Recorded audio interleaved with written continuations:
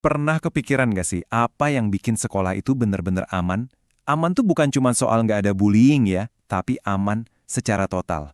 Nah, pemerintah kita baru aja punya jawaban baru buat pertanyaan itu, lewat sebuah peraturan yang bakal kita kupas tuntas bareng-bareng hari ini. Mungkin ada yang nanya, loh kok butuh peraturan baru lagi sih? Kan yang lama baru beberapa tahun. Jawabannya simpel, tantangan buat anak-anak kita sekarang itu udah beda banget. Makin kompleks, dari urusan keamanan siber sampai kesehatan mental, peraturan yang lama itu jujur aja udah nggak cukup lagi. Makanya kita butuh banget pendekatan yang lebih fresh dan menyeluruh. Oke, jadi ini peta perjalanan kita hari ini. Pertama, kita lihat visi besarnya. Terus kita bedah apa itu budaya aman. Lanjut ke 4 pilar utamanya. Terus siapa aja yang harus turun tangan. Dan yang paling penting, gimana cara kerjanya di lapangan. Siap? Yuk kita mulai. Baik, kita masuk ke bagian pertama, visi baru untuk keamanan. Sebenarnya apa sih tujuan utama di balik peraturan baru ini? Apa yang mau dicapai? Nah, ini dia solusinya. Permen nomor 6 tahun 2026. Fokusnya itu geser total. Kalau dulu mungkin kita mikir keamanan itu kayak masang pagar tinggi-tinggi biar nggak ada bahaya masuk. Sekarang beda. Peraturan ini lebih kayak menanam kebun di dalam sekolah. Tujuannya adalah membangun budaya sekolah yang aman dan nyaman. Sebuah ekosistem positif di mana semua orang bisa merasa aman dan berkembang bareng. Oke, kita sering dengar istilah budaya sekolah aman dan nyaman. Kedengarannya keren ya, tapi apa sih artinya? Apa wujudnya di dunia nyata? Nah, yuk kita coba bedah definisinya langsung dari peraturannya. Ini dia definisi resminya dari pasal 1. Coba deh perhatikan, ini bukan sekedar ngomongin nggak boleh ada kekerasan. Jauh lebih dalam dari itu. Kata kuncinya itu, nilai, sikap, kebiasaan, dan perilaku. Artinya, keamanan itu nyangkut semuanya. Mulai dari batin alias spiritual, sampai keamanan digital di dunia maya. Jadi ini bukan cuma aturan, ini soal membangun sebuah ekosistem. Dan tentu aja, buat membangun ekosistem kayak gitu butuh landasan yang kuat. Nah, di pasal 2 ada prinsip-prinsip dasarnya, kayak inklusif, partisipatif, non-diskriminatif. Tapi intinya, kalau mau disimpulkan, cuma satu. Semua yang dilakukan harus dan wajib demi kepentingan terbaik anak. Ini yang jadi kompasnya. Tanpa prinsip ini, ya aturan tadi cuma jadi tulisan di atas kertas. Nah, kalau tadi kita udah ngomongin fondasinya, sekarang kita lihat pilar-pilar yang menopang rumah aman ini. Peraturan ini menetapkan ada 4 pilar utama yang super penting. Apa aja itu? Yuk kita lihat satu per satu. Ini dia keempat pilarnya. Spiritual, fisik, psikologis, dan sosiokultural. Dan yang terakhir, digital. Mungkin ada yang bertanya, kenapa harus 4 ini? Ya karena keempat hal ini mencakup semua sisi kehidupan siswa di sekolah. Dari apa yang mereka rasain di dalam hati, sampai apa yang mereka klik di layar HP. Komplit. Oke, pilar pertama, keamanan spiritual.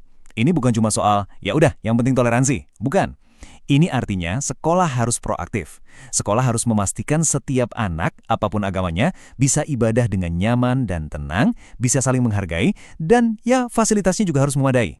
Pilar kedua, keamanan fisik. Nah, ini mungkin yang paling kelihatan mata ya, mulai dari hal-hal dasar kayak gedungnya aman nggak kalau ada gempa? Lingkungannya bersih nggak? Sampai ke hal yang lebih detail, seperti jalur evakuasi yang jelas. Dan yang penting banget, memastikan sekolah itu ramah buat semua, termasuk teman-teman kita yang disabilitas. Lanjut ke pilar ketiga, dan ini, jujur, mungkin yang paling penting. Keamanan psikologis dan sosiokultural. Ini soal hal-hal yang nggak kelihatan. Soal gimana perasaan anak di sekolah. Apakah mereka merasa diterima? Dihargai? Apakah mereka tahu harus lari kemana kalau lagi down atau cemas? Karena kalau batinnya nggak aman, gimana mau belajar kan? Dan yang terakhir, pilar keempat, keamanan digital. Ini yang bikin peraturan ini relevan banget sama zaman sekarang. Artinya, tanggung jawab sekolah itu nggak berhenti di gerbang sekolah lagi, tapi juga sampai ke dunia maya. Sekolah harus ngajarin gimana cara jadi warga digital yang baik, gimana cara ngenalin hoax, dan gimana caranya melindungi data pribadi mereka. Penting banget kan? Oke, kita udah tahu apa yang mau dibangun. Pertanyaan berikutnya, dan ini pertanyaan besar, siapa yang ngerjain? Cuma tugas guru dan kepala sekolah aja? Ternyata nggak sesimpel itu. Jawabannya, ini tugas kita semua. Lihat deh, ini benar-benar kerja keroyokan. Guru di sekolah, jelas. Mereka di garda terdepan.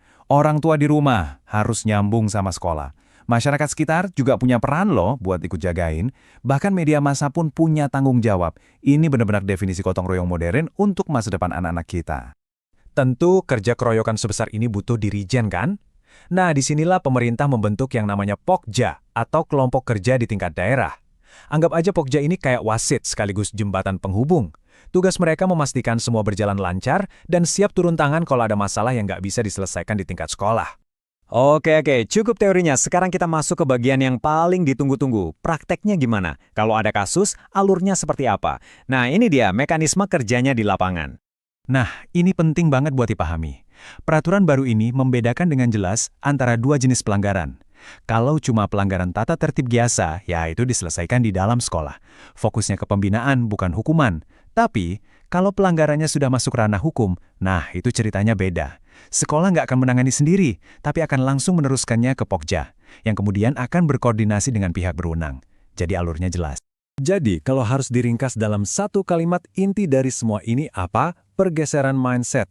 Dari yang tadinya reaktif, nunggu ada kebakaran baru sibuk madamin, menjadi proaktif. Kita membangun sistem pencegahan sejak dini. Tujuannya bukan lagi cuma menghukum yang salah, tapi menumbuhkan lingkungan di mana kebaikan itu jadi kebiasaan. Pada akhirnya kan, peraturan sebagus apapun ya cuma tulisan. Yang bikin ini semua jadi nyata itu kita semua, aksi kita. Jadi saya mau tutup sesi ini dengan sebuah pertanyaan buat kita renungkan bareng-bareng. Kalau semua pihak ini benar-benar bergerak, sekolah masa depan yang kita impikan itu bakal kayak apa ya? Dan yang lebih penting, apa satu langkah kecil yang bisa kita mulai lakukan hari ini juga?